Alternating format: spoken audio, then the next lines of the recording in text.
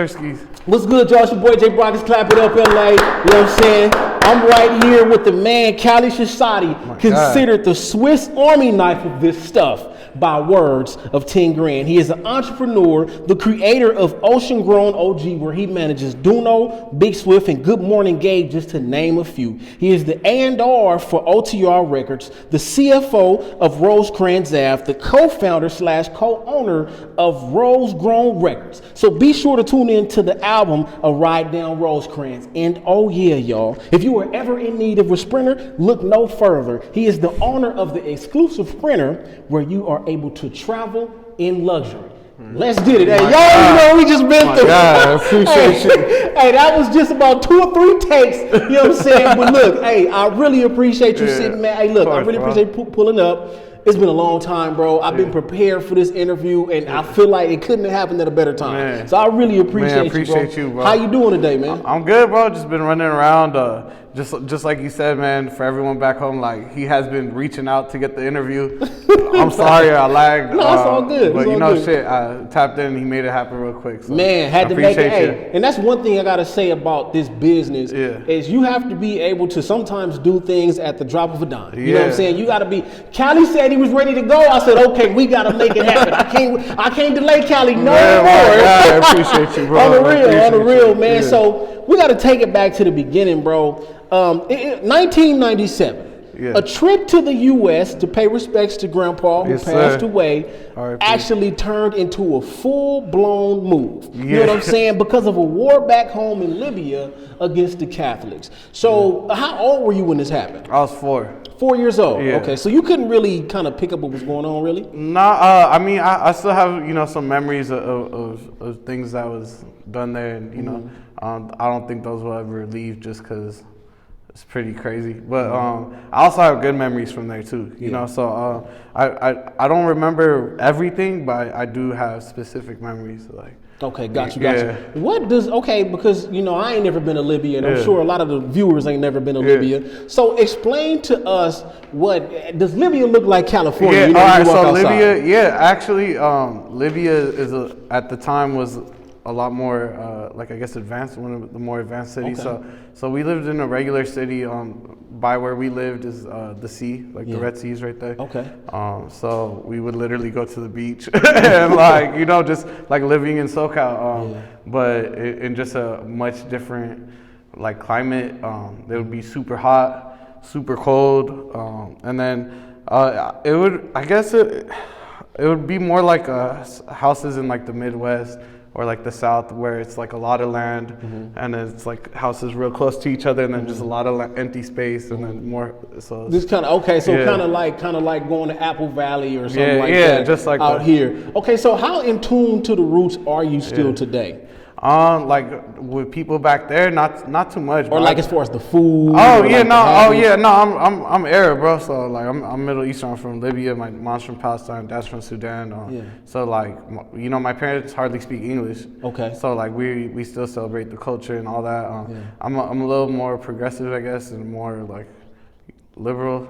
So like I'm very open-minded to things, and I'm not like a diehard, like, my way is right or anything like that. But I definitely, I'm in tune with my culture for sure. Okay, got you. Now, I know that, I noticed that it was something that, it was something that took place, slipped my mind.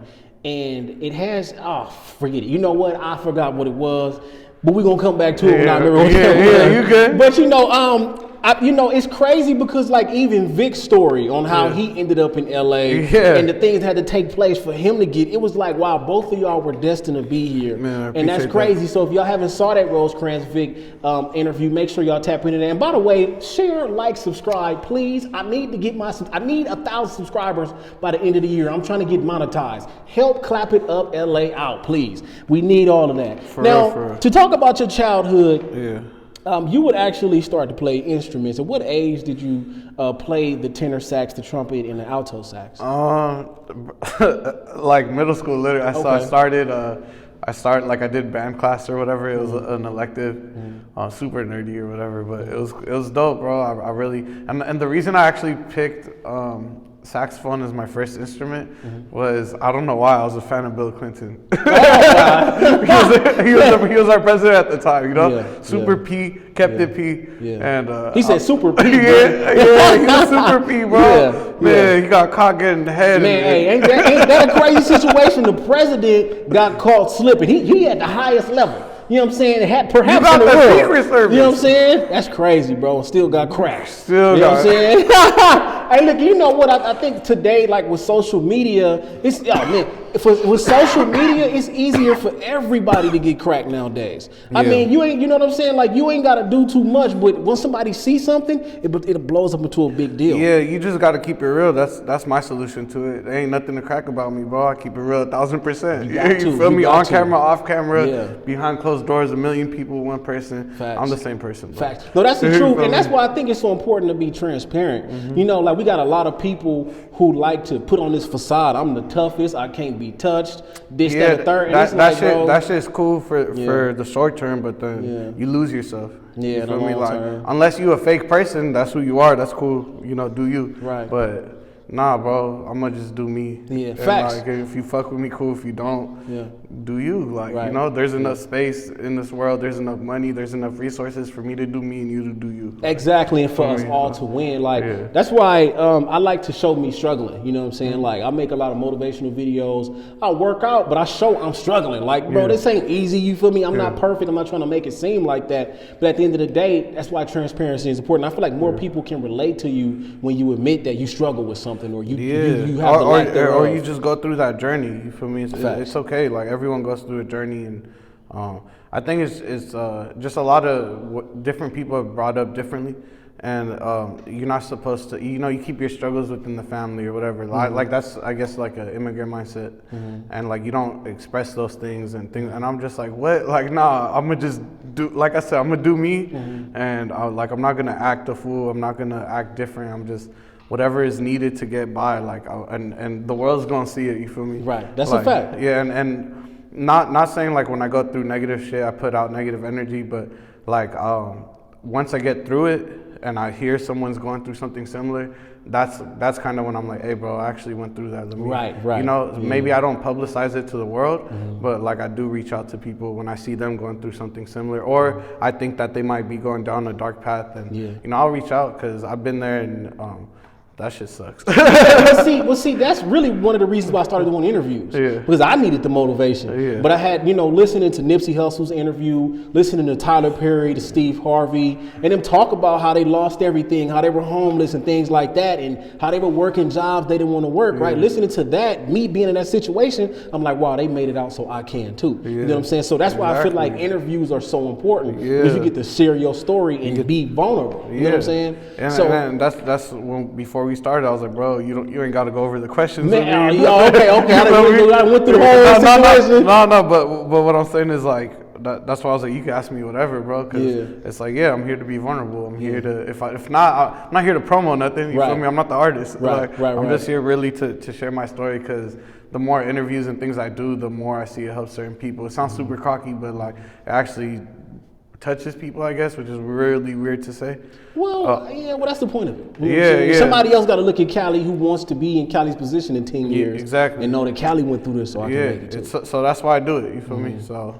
Well, no, like I said, I appreciate you pulling up for real. Now, as early as high school, y'all, Cali was on this boss stuff, right? He was Big Swift. Shout out to Big Swift. He mentioned that Cali was going around the school managing artists already. So do you remember when you first, like, why did they choose you to man? What was going on with Cali that made Cali that guy? So the homies, one of the homies was in like a business class. Okay. And it was like a business competition class. Okay. And his like model or whatever was to do a studio. So he asked if he could have outside help, which was me, because like I was really good with numbers and shit. So like it's a competition within the whole country. So he got to final 10. So it got super serious. So then he didn't win that competition, but other businesses were like, yo, let us fund your shit. And they gave us funding to open our first studio. That's hard. That's hard. So I was like a junior, senior, like, and then there was like a couple rappers at the high school. And I was like, well, I don't make music at the time. I don't know nothing about music at the time, really, like that. Like I just know like classical music. I know hip hop. I'm a big fan, but I don't know like the logistics of it. I don't know what it takes to make a song, things like that. So the homie in the business class was already into that. He was gonna go straight to music school when we graduated. So we got two of the artists that were rapping in high school, and we did like just to see for the project, we did a song for the high school, like a football song. Okay. And it went up. It went up. Like, okay. So the school started having us do like halftime shows. Yeah. And then they started hiring us to make other teams, songs, and we're like, what the fuck? We can make money off this. Oh, that's crazy, yeah. Yeah, so. Okay. We were kind of involved in something similar. I went to Crenshaw, and so Dorsey was our rival. Dorsey ended up making a diss song about Crenshaw, and then like 2 days later, we made one against them. Yeah, like we went, it was crazy. That's dope. That was hard. That was hard, but that's pretty much what y'all did. Yeah. So, the thing is, when I think about Cali being a manager in high school, I think about Cali being super like professional, and he got a team of guys behind him that he's leading the way for. So when you were able to be a part of that, making songs, performing at halftime and things like that, what was kind of like your role when things were being done? What did you have to do? Like exactly that. So I was like the mediator between the school and just like even clients, like when we had our studio and stuff, like I was the one like this is how much we want, this is what we're doing, this is what we could do, this is what we can't do, and then I would take that information and go to the artist, be like, this is what they need, this is how much we're getting paid, and I would just mediate, and I would just like, people gave me that title of manager.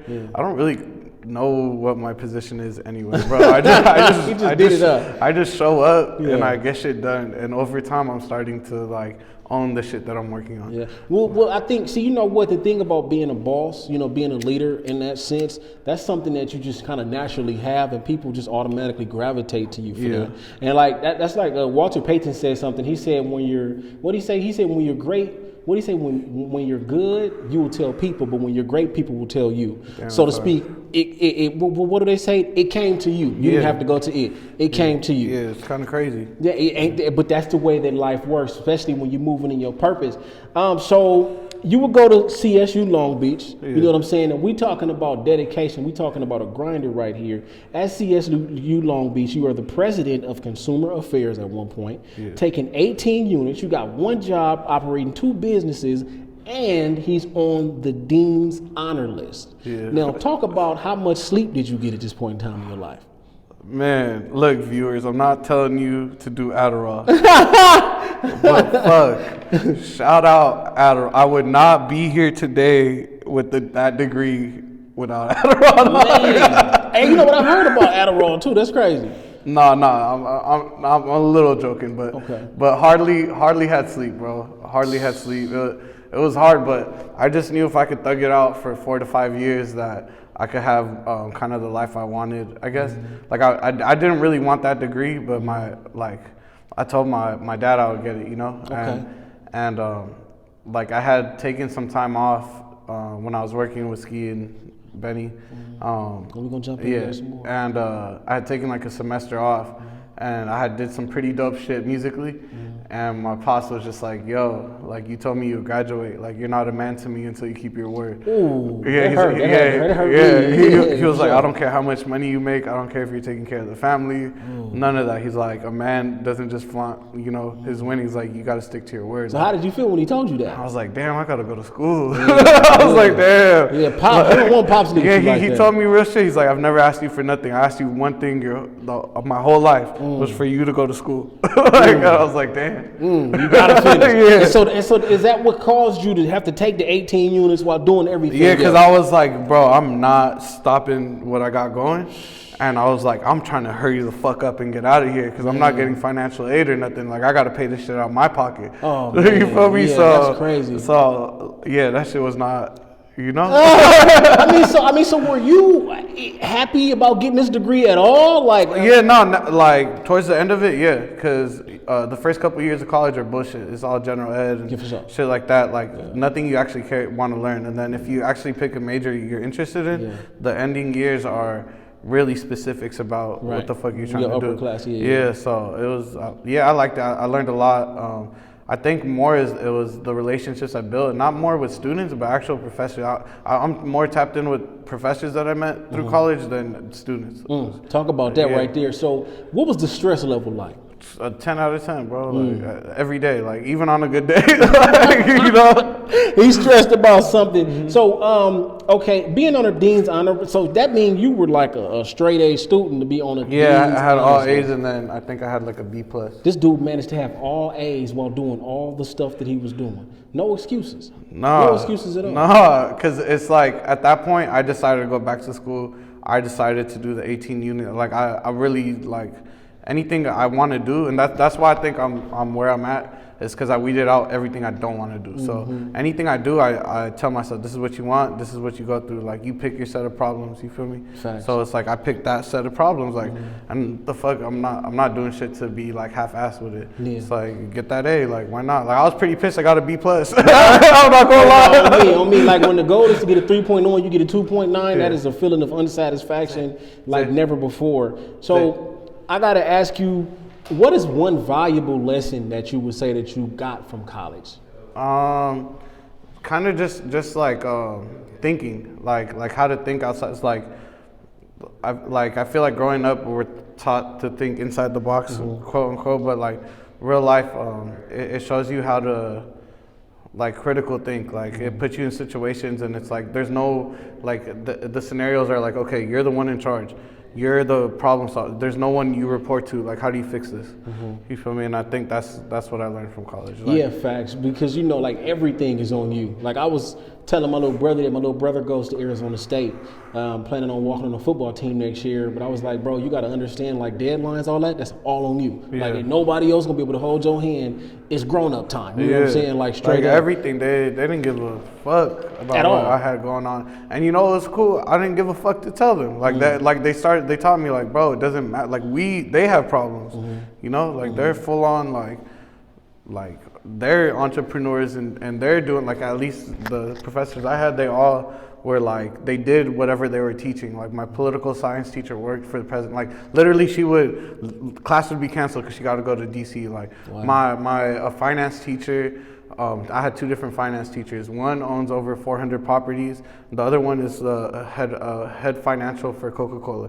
Like my African studies teacher is Professor Kawenga. Dr. Kawenga, he started Kwanzaa. He was taught by Malcolm X. You feel? I'm gonna listen when these. You feel me? Shout out to them. Those are the people you need to be connected with. The dude said he owns 400 properties. Wow. It's a she. Oh, she. She owns, shout out to her. Doing her thing. Goodness gracious, 400 properties. Now she's still my CPA, bro. And you still talk to her? Yeah, every day. See, that's beautiful. Yeah, she was my very first assignment in her class was for the next 30 days. This is what she told us: take out your notes. Every single purchase you make, from a piece of gum to drugs to drinking to food, write it down. How embarrassed are you when you look at that? Oh, bro, she's the one who got me to start my first weed company. She's like, look how much you spent on weed. You might as well do it. She was like, this is how much a license is for a delivery company. This is how much you spend. If you save for 2 months, you could own a company. I was like, run it. And you and Big Swift started the delivery company. Exactly. Okay, so what was that like starting that? You know, was it just you and him? Did you sit down with her? No, that was it. She sparked the idea, and Swift already had the idea, and I was like, she's saying it, he said, run it. And just went and did it. Yeah. Oh man, was it off to a slow start? Like how did? Hell no. It was quick. Yeah, because. It was quick. Okay, well, we get that. He went to work straight like that. You know what I'm saying? Got straight into it. That's what we're talking about. Now, 2012, shout out to the legend DJ Ski. Shout out to Benny Cassette.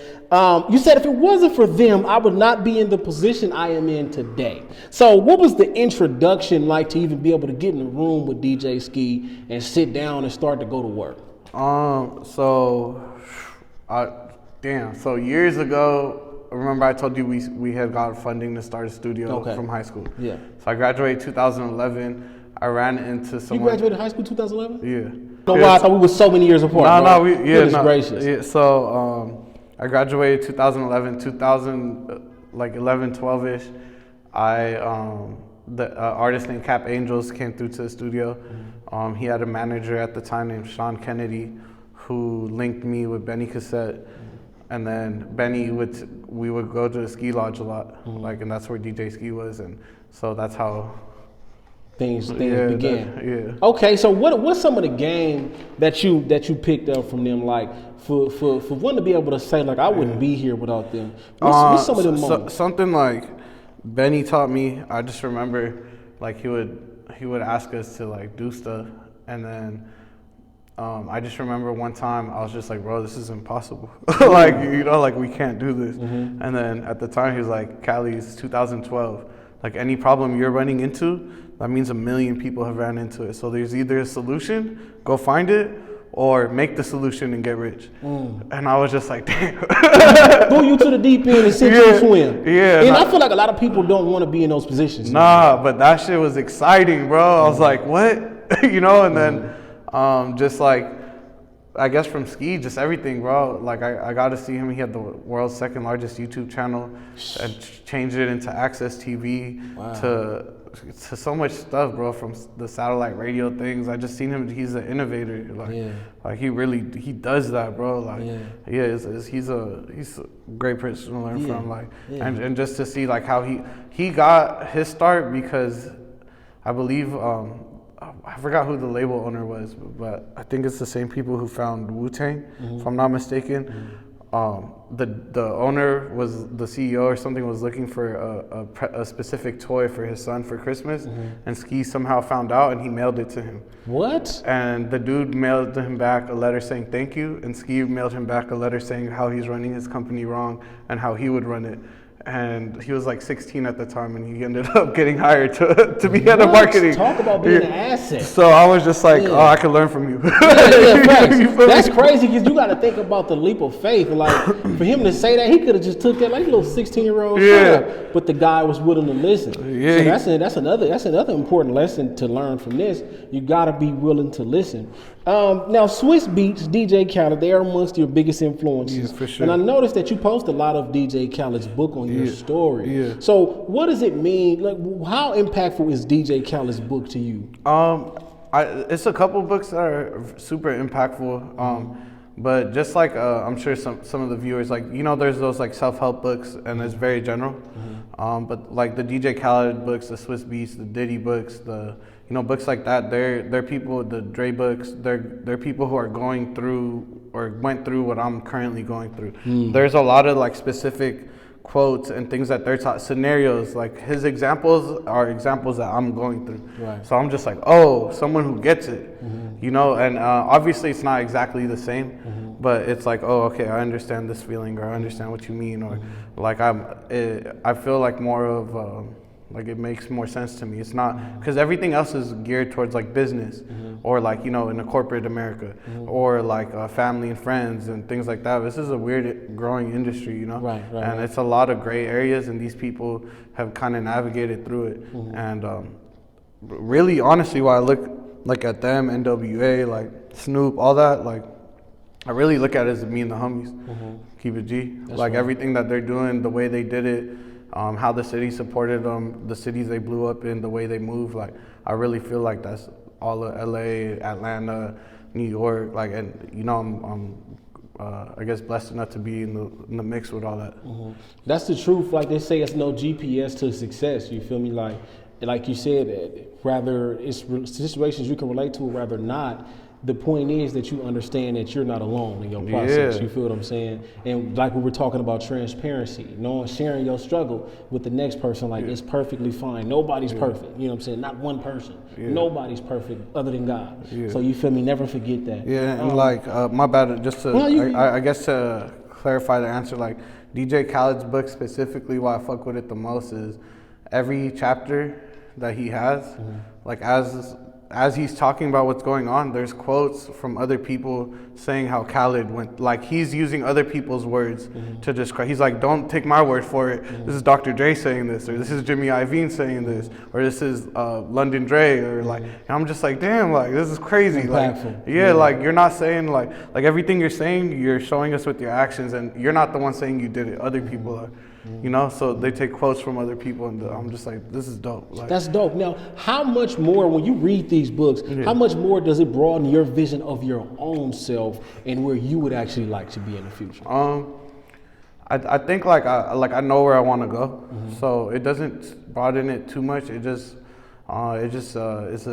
just humbling. Like, I have to realize, like, damn, they went through all this. Like, even though me growing up, I only seen this. You know, I only seen what the music videos, like social media isn't cracking like that. Like, you know, I only seen a couple of things. So whatever VH1 had, or you know, MTV, those little random shows that they would do on them, but. You know, like, I'm not knowing that they have a family, they have problems, or like the labels making them do 7 projects for the price of 1, those problems that we hear of today. It's kind of like cringing, like dang, like I didn't. It looked like y'all was balling on TV. You feel me? But when we hear what was going on 10 years later, like I feel like that's why the independent, you know, rapper is so on the rise today. You feel what I'm saying? So when you come across a rapper who may want to get signed or want to be independent, what are some of the words that you may have for him or her?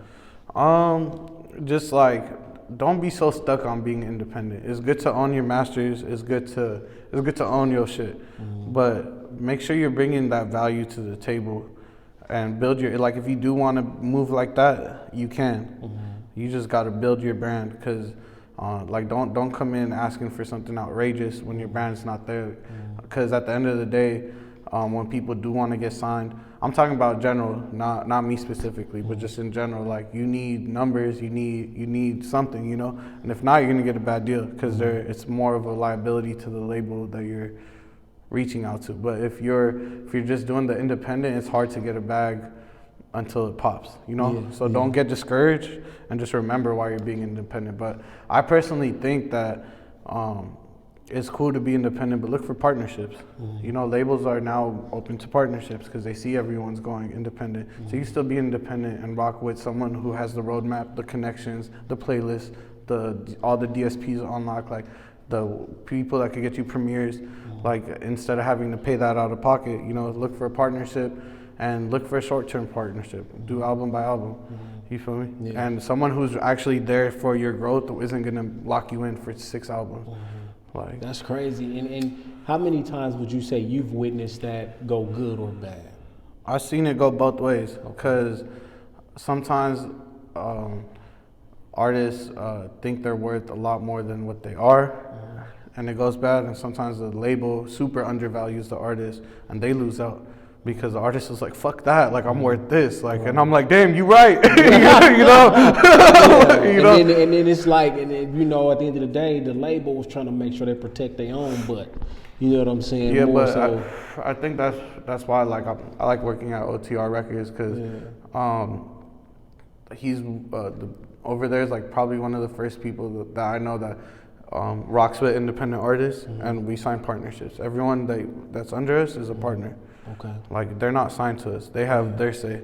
You feel me? Like, we provide our services, they provide us the content. Like, that's a partnership to me. I can't do shit without them. Right. You feel me? Yeah. Then that, you know what, and that's the truth. And it's good because, you know, I feel like, you know, in that position, you have to value the relationship with the artist. Yeah, because you know I'm here for a long time, bro. I'm not trying to fuck nobody. Like, I want everyone to be like, damn, can you believe he only took this %? Right. Or can you believe that they did all this? Like, facts. Or they're talking to their rapper homies. They're like, "What? Your label's what?" Like, and that's a big thing, because I wanted to get into what advice you would have for somebody to have longevity, because, you know, many times I'm sure if as I done seen it, you done seen it. Somebody's here for 3-4 months, maybe a year, and we don't hear about them no more. You know what I'm saying? Yeah. So what's something that you would advise that you would see is important for longevity in the game? Get a good fucking team, bro. Yeah. Get a good team. Besides the label and all that, like, get a good team. Like, some people have people in their corner who have their best interests, but they don't know what they're doing, and it could, like, hinder a lot of relationships. I've seen a lot of artists that should have gone up that just go away because their brother is their manager, and he's like, nah, I need this much. And it's like, okay, we're understanding why you want this much, but this is what he needs to get this much. Can we work towards that? Nah. Like, you know? He said, nah, just straight up. It ain't no, it's not a movie. Like, so I just get a good team and be consistent. That's another thing. Like, stop overthinking shit in your head. Be consistent. Your fans haven't heard the 100 songs that you have. They don't know that you've been in the studio for every night for the last 3 months. They don't know any of that. Like it's whatever you post. So if you're mentally somewhere else, make sure that your team is posting on your social media, making it look like everything's good, while your team helps you figure out what's wrong. Because stay consistent with your image, stay consistent with your music drops. But if you are going through something, that's why you need a good team, so they could hold up that end while you get right. I'm not saying neglect yourself. That's not what I'm saying at all. What I'm saying is make sure you have a team that will hold it down while you take care of yourself. No, that's a fact. That's a fact. And one thing I have to say also, I'm sure you can relate, is like, you may have to do things for so long by yourself. You know what I'm saying? And we all have to go through that. It's just a part of the process. But this is where these are the days where you're building the prestige of whatever's going on. You know what I'm saying? You've proven, day in and day out that you really are here to stay. So don't be afraid to do things on your own, but don't think that it has to always be that way. Teamwork makes the dream work, as they say. Now we got to talk about taking risks. March 2018, you said, I quit my job. I have exactly 1 year to prove to myself that this is what I'm supposed to do for the rest of my life. And this would happen before South by Southwest. And you would write this. Louds, all that. Yeah, right. And you would write. Because you talked about being at the studio as you wrote this post with God, which was the studio that you guys built up. Yeah, you said it's been a tough year, but I'm proud. So speak on quitting your job, March 2018. What was going on in your mind before you did this? It was something that led up to this. All right, so I went back to school. Yeah. And when I graduated, I just remember telling my family, I was like, I'm gonna be me now. Yeah. And they're like, what do you mean? Yeah. And I was like, I'm real to everybody in this world except my own family. I'm like, what do you mean? I'm like, you're gonna see. I'm gonna be me. So what that meant from respectfully saying I'm taking care of the crib, I'm doing all that. So it's like I'm gonna smoke in the crib, because I'm not doing it maliciously. It's like, bro, I'm gonna just be me. You feel me? It's it's time. I did what you wanted me to do. Yeah. You know what I'm saying? And I'm doing my obligations as a son and as a man. So so that was part of it. And then I was at work one day, and I remember someone was telling me something about bro, you just gotta have that face on for work, your work face. And I was just like, nah. And they were like, what? And I was just like, this is it. This ain't for me. Yeah. And I was like, that's it. I'm not gonna, don't want to be fake, bro. That's my number one thing, bro. I've been through a lot of things, and I've heard about people going through a lot of things. So there ain't nothing really gonna surprise me from people's actions. But I'm not gonna run away from a mistake, from other people's mistakes. I'm not gonna judge people. I'm gonna judge one if they're lying, not keeping it real, or they don't want to fix the problem. That's what I judge on. But everyone goes through some shit. Facts. So okay. Now, when you make that decision, you walk away. How much of a weight off your shoulders was that? Nah, it was I added the craziest weight on my because now you got to really come up with it and take care of things that. Yeah, but it felt great. It felt great. It felt amazing. I was like, yo, I'm gonna do this. And so within that year, you would have to go on to prove yourself. Now, okay, now say that didn't happen. Was you definitely gonna jump back into a job if that didn't happen within that year?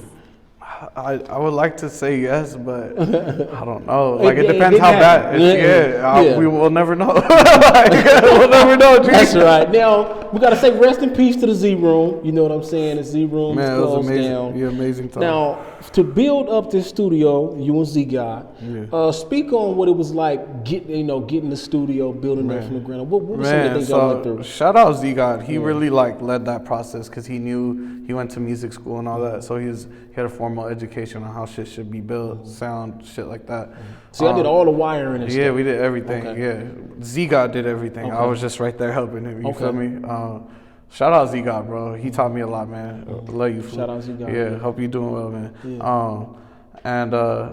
Shit, it was cool, bro. It was dope. We had a spot that LA could come and somehow, some way, the politics was just left out of that building. Like, beautiful thing. I don't know how, I don't know why, but I think it was just like everyone wanted a safe place. So I think you know, so it was dope, bro. We had everyone you could think of in the LA area from like, you know, that time period came through, and it was a beautiful place, man. That's crazy. Do you remember the very first person to actually step in there and record? Yeah, I think it was my very first session was RIP T Swish. It was with T Swish, Greedo, Jug, Rob 2, Big Swift. Okay. Y'all had a lineup up in there. Yeah, that was our first session. Everyone, we were bringing everything. Z-God. That was our first session. Man, what did it feel like for somebody to finally be up in there and for it to see like, okay, this is really what's going on now? Shit, me and Z had a Compound LA before that. So, okay. So we kind of already knew that feeling, but this one was like, this was our studio. Like Compound, we had a partner, cool dude, his name's Tato, great dude. You know, he was a mentor of mine as well. But it was time for us to kind of do our thing. Yeah. So it felt good. Had to jump out there on your own. Now, for it to be a tough year, what was some of the obstacles that you would face that year, other than quitting a job, not having that, you know, stability to count on? I think around that time I had gone through like a crazy breakup. Okay. And then just like my parents' health wasn't doing well. Okay. Just like a lot of X factors that I was just like, like I wanted to be the person to take care of everyone's problems, and then everyone had problems. Until it's too many. Like they say, who's gonna motivate the motivator? Yeah, but but that's what I asked for. You feel me? So that's right. So that's why I said it was a tough year. You know, but you just take shit to the chin and keep it pushing. You feel me? That is the truth. When we ask for something and it really happens, like it might not be at the level you want it to be at, but like you're gonna get a taste of it on all levels that you can handle it from. So, you know what I'm saying? Like they say, be careful what you ask for, but if you want it, you're gonna handle your business. Yeah, I'm here for it, bro. This is what I wanted, man. Facts, bro. You were built for it. Like that's another thing I'm big on too, like understanding that everything you go through, you were built for. You feel me? God put that on you because God knew that you God is never late, bro, and he don't make any mistakes. Facts, none whatsoever. To be the CFO of Rosecrans Ave in 2018, what was that conversation like? Shout out to Rosecrans Vic. Shout out my boy Big Swift, because Big Swift is the reason why Rosecrans Vic and Cali are even connected. You know what I'm saying? True. So, matter of fact, let's take it back to that. When you first met Vic, how was that situation for you? So me and Vic. Because Vic said he considered you an op. Yeah. I know. So me and Vic had a lot of mutual friends. So I think we both had a like weird feeling, because it's like why didn't we ever fuck with each other in high school type thing. And then Swift was just like, hey, I want you to tap in with him, blah blah blah. Like he set up that play, and I was just like, whatever. I was down to help, you know. So Vic is very like a guarded person. Yeah, so it took time, and like I said, I'm very understanding of, you know, like I've been around different people. So yeah, no, I understand that now. What is it like? Seeing the process of Vic, because you know Vic started his situation at Long Beach City College in a broom closet. What is it like actually seeing Vic go through the things that he go through, and you know, until it got to the point where you would become the CFO of Rosecrans Ave? Man, just know I'm very proud of Vic to this day. You feel me? Like we really talk every single day. I consider him a real life brother. I know people say things like that. I don't use that term loosely though. But I'm just proud of him, bro. He really did everything he wanted to do. Like there's a whiteboard in my garage at the Downey house, and we literally, like, it was me, Swift, Vic. It's a big ass whiteboard, like a classroom whiteboard, two sides. We wrote down everything we wanted to do. This is like 2017, and like Vic's part, my part, and Swift's part, we hit everything, bro. And to see that, and Vic's was super ambitious. Like, you feel me? Like, radio deal, this deal, do this podcast, get this man. I was like, damn, Vic, we can do that. He was like, bro, come on. You know, so I'm very proud of him, bro. It's motivating. How does it feel? Motivating, bro. Very motivating. That's what's up. You know, it's beautiful to be surrounded with a circle of people that motivate you every day, bro. Even more. Yeah. Every day. We literally wake up and just, you know, neither of us are perfect. I have my days, he has his days, but we're business partners and damn near everything, because like we know how to pick each other up. Like even things that, like a lot of the artists I manage, like he somehow is on their team. Like you feel me? Or anything he's doing, somehow I end up in the group message. You know, like and it's just because like that's how comfortable we are with each other. Like it's not just about the bread. Like we're actually there to help each other. Yeah, so facts. Sometimes. Like literally earlier today, I'm planning something. I'll tell you about it later. But I just threw him in the text, like yeah, and then he replied like just what we were talking about, like I didn't forewarn him, didn't ask, nothing. He just, straight like that. But he could do that to me too. Yeah, but see, that's a real friendship. You know what I'm saying? You ain't gotta ask or expect. It's because the bag is gonna be there. Facts. You feel me? I'll always take care of mine, and he takes care of his. So. That's right. Now, I gotta ask you, have you watched Kanye West's documentary? I haven't yet, bro. So one of the things that I picked up, like you guys mentioned, right on the whiteboard, Kanye West did a lot of manifesting. Yeah. So he would say stuff in back in those days that actually took place today, and it's crazy to see. So don't be afraid to manifest the things that you want in your life. Now, to be able to make the Forbes article on Rosecrans Ave, that was cool. How was that for you, man? That was dope, bro. That was dope. It was mainly just like a quick mention about our event. Everybody can't make the Forbes though, so Yeah, so that shit was that event. I don't know if Vic's gonna be happy about me saying this, but that event, before that event took place, there was a lot of things going on in our life, and the conversation that we had right before the event started in the back of the event was, hey, I think this is gonna be my last event. And I told Vic, I was like, no, the fuck it's not. Like, I was like, he's like, A-Y, A-B-C-D. He's like, this is, and any like real, logical person would have stopped doing events because of everything that was going on. That's crazy. Like, you couldn't, trust me, the fact that he got through that, I can't talk about it, but just the fact that he got through that shit, wow. So, shout out to Vic. Yeah, but, I'm telling him that, and then the show goes crazy, and then... Was that the show with Jeff Weiss, the first, Don't Come to LA Before? No, that was, I believe it was an event where we had Greedo, Frosty. Okay. And that event, there was Greedo ended up, I believe his deal stemmed from that show. If I'm not mistaken, he already had people in talks, but that really boosted it. And then, the next day we wake up and I'm just like, bro, we're in Forbes. We woke up in Forbes. What do you say? I woke up in a new Bugatti? Y'all woke up in Forbes. Yeah. See, that's dope. That's dope, man. And to be able to be there for those moments, it's incredible. Now, 2018 Rolling Loud weekend. You said this ensured me that I had did the right thing deciding to leave my job. So what are some of the things that would take place? 2018 Rolling Loud. Okay. Do you know which one it was? You know what? I don't. Okay. All I know is 2018. 2018. Okay, 2018. 2018, a whole lot started going on. Yes. I think so 2018 we did all the Rolling Louds. So fuck. Just in general, why did I feel like it was the right thing? Because Rolling Loud is something at the time, and still is, it was a iconic festival, and for us to get invited in and to get the passes and get to talk to artists that I used to listen to or upcoming artists that I fuck with and actually interview them. And then not only that, but seeing our friends take the stage and interviewing them. And it's damn, we used to kick it in Paramount. You feel me? At the Z Room. And now you're performing in front of 10,000 people.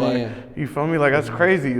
So it was a lot of feel good moments seeing that, seeing just our Rosecrans interviews, our recaps, really being there's a lot of big media companies there, and then us, and it's me, Vic, Irene, and Marcos, and Marcos, and that's it, and it's just we're competing with Revolt TV, Double XL, and somehow we're getting better views, better content, better we're better interviews, things like that. So it just felt good. What do you think were some of the advantages that you may have noticed when you noticed that y'all kind of got situations in better places?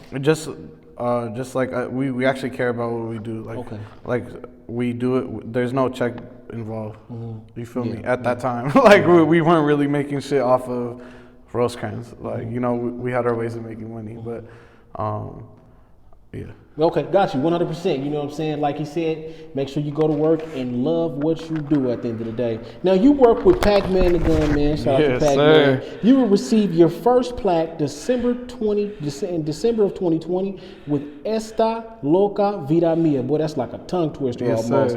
The Crazy Life of Mine. Oh, that's what it is. Yeah. The Crazy Life of Mine. Okay, so when did you develop this relationship with Pac-Man the Gunman, and how is it working with Pac-Man?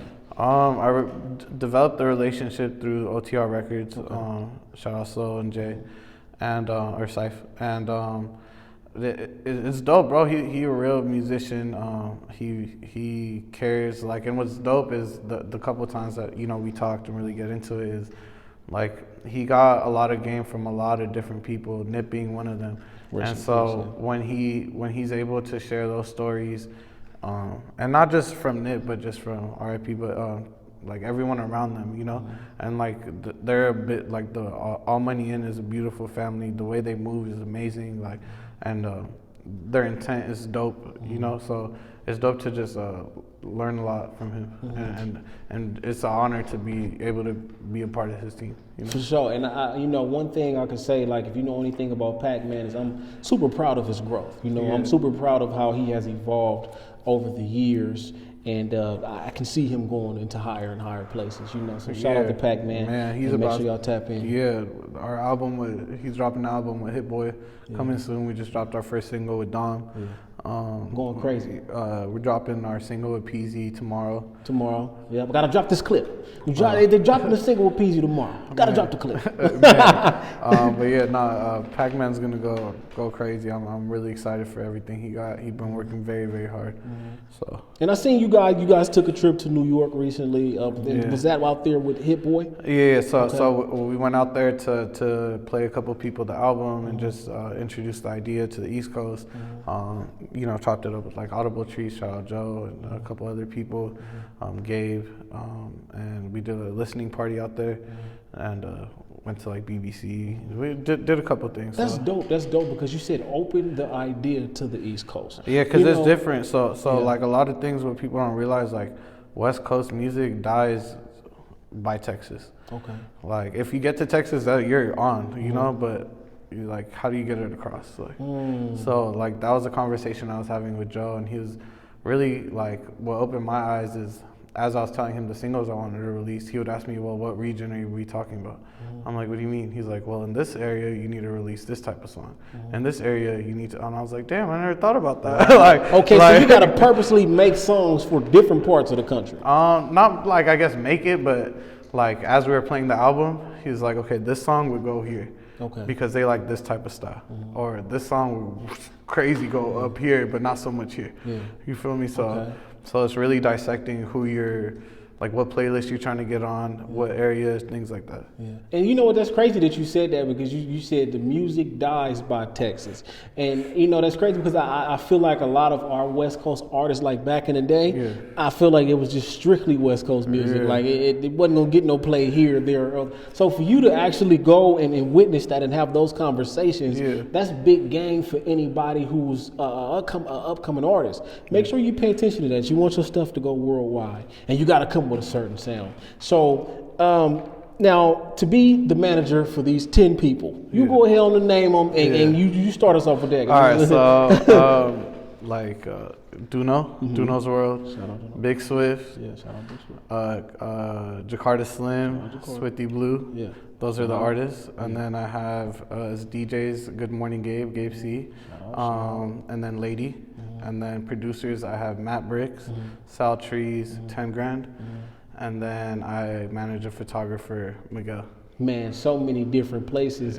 How do you wrap your mind around everything that because everybody got their own agenda or they got their own thing they got to do. So how do you wrap your mind around everybody's everyday tasks?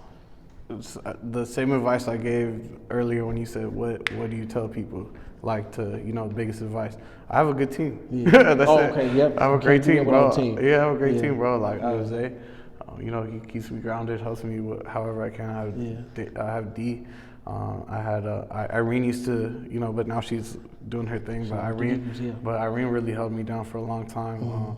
and then I have Vic's help, and then everyone, bro. I have a group chat with all my clients, and Vic included, and it's like literally anything we do, everyone replies right there. Y'all laugh about a whole lot of stuff in the group chats, man. You saw the homie off camera. Yeah, he was over there like y'all some goofballs. Oh, bro, yeah. Well, we have a comedian in there, and then every artists have personalities. Yeah. So facts. So everyone is themselves, and it's really a family vibe. Yeah. So no one gets offended. So we know, we know where we could push it. Yeah. No, that's a fact. That's a fact. That's a beautiful thing. Especially with technology now, to be able to be so close in contact and always talk to whoever your team is. That's such a beautiful thing. Also, it's not like an official. I'm sure he's gonna have a bigger team and everything, but someone. Maka T, I'm definitely trying to work with him. We're trying to work that out. So, well, shout out to him. Yeah. Work with Cali, bro. He is the Swiss Army knife of this stuff, as they say. He's dope, bro. Okay, shout out to bro. Now, one of the things that you would learn, like what made you want to be hands-on and involved, is that artists get pennies on the dollar. You speak on never even talking about percentages. We kind of went over that a little bit. Yeah. But why do you think it was something so important to you to help you want to step in the game and become in like that? I've always been intrigued in different businesses. So like I said, I've always been into numbers and things like that, and I was just like, damn, that's all they're making, and. Like the more it kind of fell into me, like I told you earlier, like it just kind of happened. People are like, you're a manager, this and that. So then I started taking on artist problems, which is why like the biggest one, getting paid pennies to the dollar. Yeah, so that's kind of where it came from. It's like, yo, there should be a different business model to this shit. Yeah, like, facts. and then just realizing how old hip hop is, and how old the music industry is, and realizing the disconnect between the two, and realizing that you could, there's room to make your mark still, bro. This shit's still brand new, bro. Right, and it's a whole lot of game out there that some people may not know. You feel me? So, well, like, what's something that you kind of would feel like is obvious that people may not know or take advantage of? In what setting? Artist, a rapper, singer. This shit's expensive. This shit is expensive. Like, pay for a good engineer, pay for a good studio. You got to control the vibe of the studio.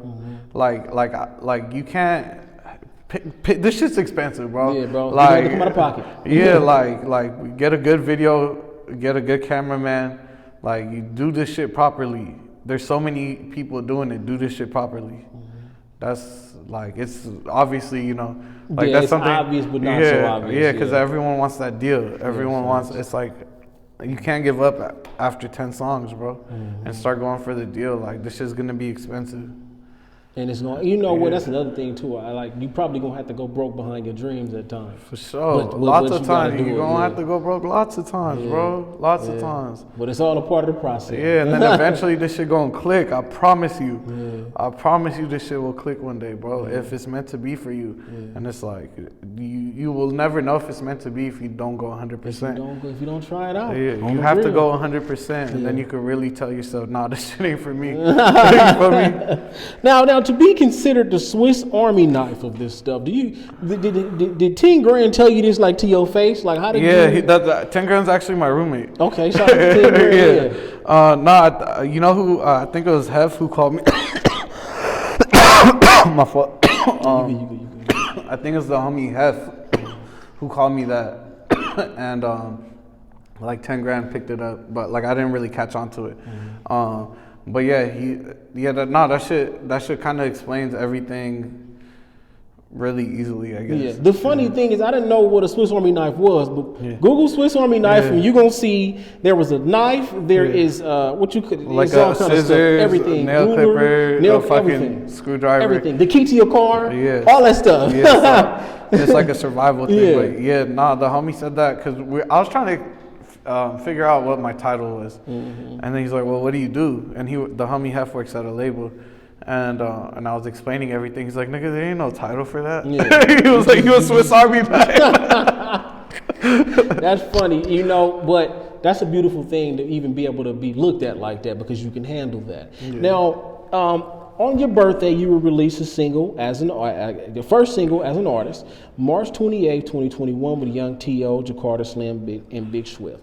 Now, what made you want to drop this on your birthday, and why do they consider you an artist for this project? So, like you said, one of my people I look up to is DJ Khaled, and he drops songs based off of his connections.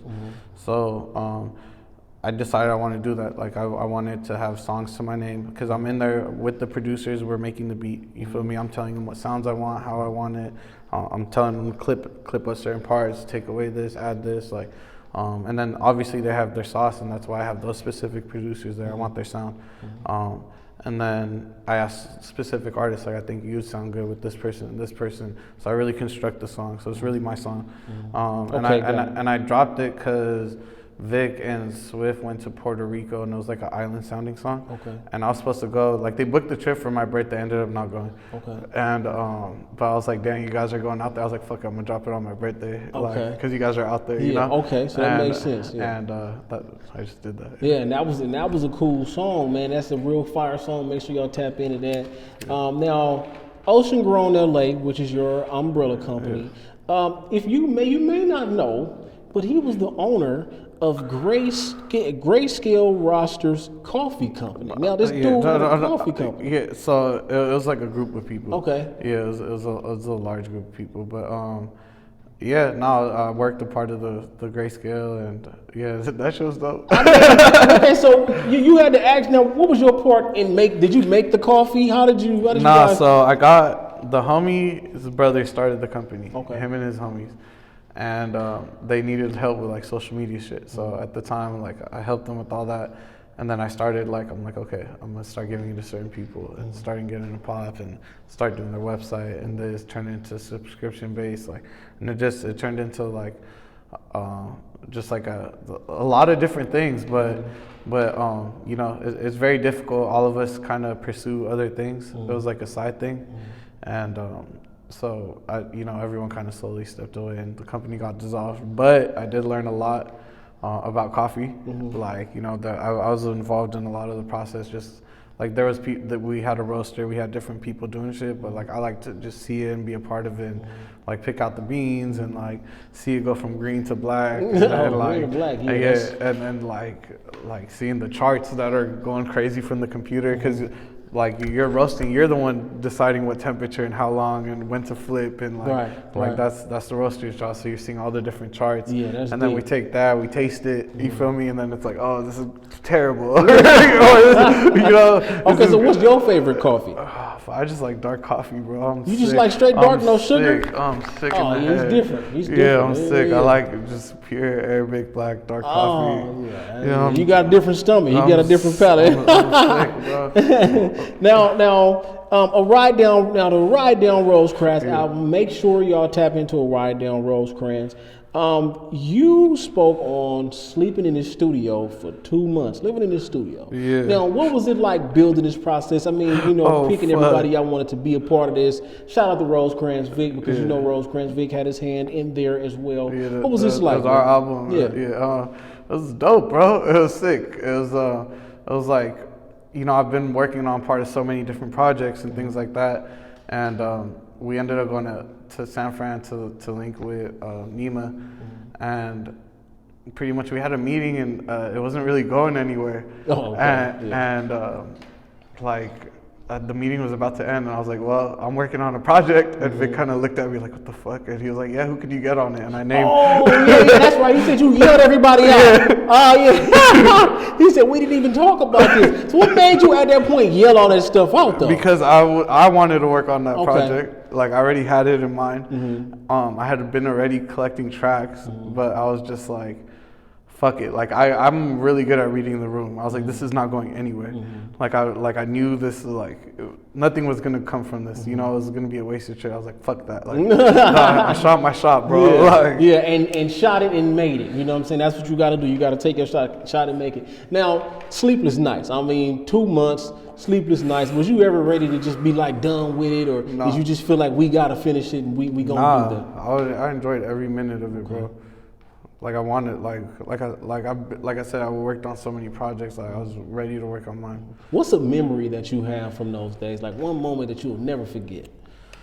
Probably it's not really like a moment like that, but just like going into the studio and seeing everybody there, from like Rob 2 to Big Swift to Kalen to everybody, bro.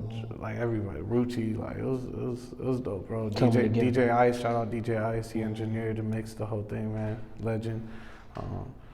Yeah, it was just dope seeing like people really like give a fuck about what we, like me and Vic, had going on. Because for so many years we're, you know, like they fuck with us for our blog and this and that, but they respected us as artists, which is dope. Man, yeah, shout out to that, man. Now we got to talk about the exclusive Sprinter, Travel and Luxury. Yeah. What got you started with this?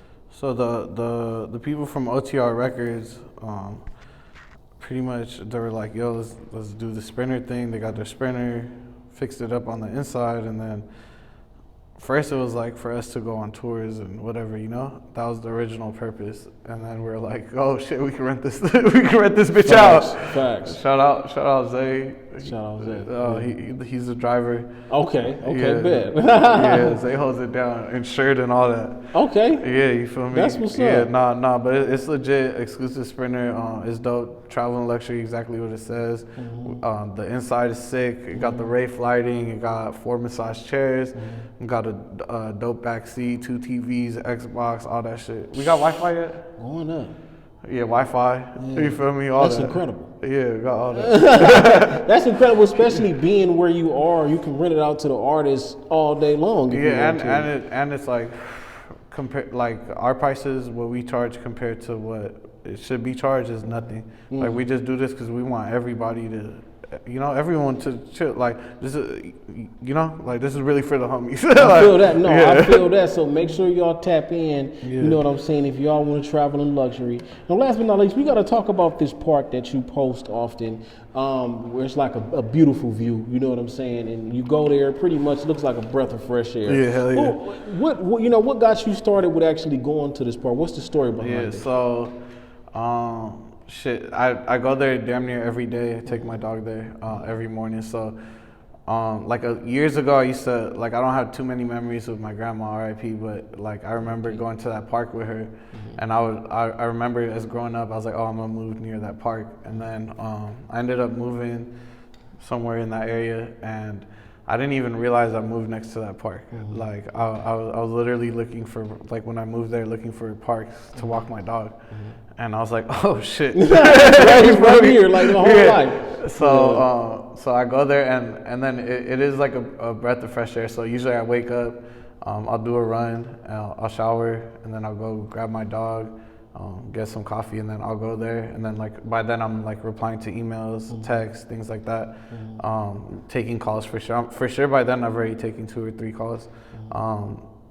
But then, so at one end of the park, you can see LA, and usually, like, I have to go there. So then, I just kind of, I don't know, it's kind of weird, but, like, I just visualize my day, like, all right. And then I look, and I'm like, damn, thank God for cars, because that bitch is small as fuck. Oh, my goodness, on me. But, you know, one thing I can say about views, they motivate me for some reason. And the reason why I think views motivate me, because I look at a view and I'll be like, that's all the people I can impact. Yeah. Or that's all the people out there that can learn from what's going on. This park, the reason the reason it's called Signal Hill or whatever, it's called like the Treetop Park. But literally, you could, if you stand on the top of the hill and you face one way, you see the ocean, and then you see like Long Beach, San Pedro, Torrance, Carson, and it goes all the way to, and you could just turn. Like, you don't even have to move, you just turn and you see, go from the beach to LA to the valley, you see all that, and to the mountains, like, and you just keep turning, you feel me? And you see all that shit and it comes back and you're just like, damn, it is interesting, because it's like, it's so many different types of life. That's right. So how important is me time for you? I recommend it to everyone, but like, I think that's why I do wake up early, I read. work out, do all that, because that's the only time I get to myself for sure. I guess you, well, you know, when I saw Cali before he got here, I didn't recognize that was him. I'm like, man, he was kind of slim. Oh my God, last time I saw Cali, he was a little more chubbier. But you know what I'm saying? He put in that work, working out. So what got you into? Because I'm assuming this is a change that you just made. So I've always been into the health stuff, but I got so, like, a goal of mine when I was always busy was like, oh, I'm gonna be my own boss so I can work out when I want. And at that time I was way more healthy than I am now. Okay. And I had way more shit to do. Okay. You feel me? So like I had the school, work, other businesses, like, and I'll still hit the gym. And then now I'm just like, yo, that was something I wanted for myself. So man, I feel that. So that's why I've been more into it, and I've just been trying to just be a little bit healthier, bro. Like nothing crazy. Like I just literally don't want to feel like shit. I feel you know, because when you get your health together, like for me, I feel like it just completes who I am. Yeah. You know, to be working out and making sure that I'm keeping my health in check. Yeah. Because when I go to eating crazy, I start to feel lazy and just out of place. You feel what I'm saying? Sometimes I'll still eat crazy. Like I'm not perfect. I'm not like a health nut. Don't think I'm out here eating salads and like nothing against that. But I'm for sure still eating what the fuck I want. But I'm just like a little bit better at it. Okay. You feel me? Well, whatever it is, it's definitely working. Yeah. Because I can tell you lost at least 20 pounds. Yeah, for sure. Yeah. You for sure lost at least that. Yeah. So I gotta ask you, when you think about life, what is it that you clap it up for when you think about what you've been through and where you stand today? I guess just like the grace of God and just like the people in my life that came in and out of my life. And I just clap it up for a living, bro. Like I'm happy. Like I'm still going through a lot. Like don't think like everything's perfect. It's not. But I'm just happy, bro. I've accepted this is what I want. Like I finally realized like this is it. Like I asked myself, is this really what I want? And like the answer is yes, like undoubtedly. Thanks. So I'm happy, bro. The problems I have, only people in this position have. That's a beautiful thing. Shout out God for that. Yeah, shout out to God for that. I can definitely relate to that because, you know, I've been in a situation where I could quit my job. Yeah. You feel me? But what comes with that is the different stresses. Yeah. But I wasn't happy at that place. You feel me? It was kind of like you either work this job and be unhappy, or you quit. And sometimes, you know, that's a part of the journey. You have to know when it's right to make that move. You know? Bro, it's a tough situation. Yeah, like you're hearing me talk about when I did it, but not that I did it for 3 years and then did it and then decided to quit. You feel me? Oh yeah. You feel me? Well, yeah. I probably battled with it for about 4 or 5 years. Yeah. So it's just like. That's something I need people to know too. Like, don't just get up and quit today unless you're ready for that. You gotta have a plan for sure. Yeah. If you're ready for it, take it. Yeah. You have to have a plan, especially if you got kids. You have to make sure you have a plan and know that you can take care of the bills. So, what's something that I would like you to take a moment to just manifest something, whether it needs to happen this year or within the next 10 years. What's something that Cali Shashati needs to manifest now? So, like this year, me and Vicar for sure get in the office for Rosecrans and just whatever we do. Also this year, just more plaques. I want a producer plaque and artist plaque this year. But just to manifest, just in general, like my vision, I just want everything I have in this head to come true. Right. If it helps the world, you know, I'm very reasonable. I want to learn more. So I'm manifesting, just being more educated. Manifesting, obviously a lot of money, a lot of it, bro, like, whatever you think a lot is, more. Yeah, like double, triple, quadruple. Yeah, but also manifesting happiness and just like healthy relationships with people. Yeah, bro. Like I'm ready to take on whatever life throws my way. I just need my people next to me to be solid, bro. That's right. That's right. Solid, like in themselves and to me, like and loyal. And if I could have loyal people around me, I would go through whatever, bro. That's right. No, that's the truth. That's the truth. Man, now this Clap It Up LA, your boy J.Brock right here with Cali Shashati. Oh my God. We just chopped a whole lot of game. Please like, share, subscribe. Do all that good stuff. Because, man, I really appreciate this dude pulling up. It's been a long time coming, y'all. Oh my God, I appreciate you. So shout out to Cali Shashati. Make sure you tap into that single that's dropping tomorrow. It's your boy J.Brock, Cali Shashati. We out of here.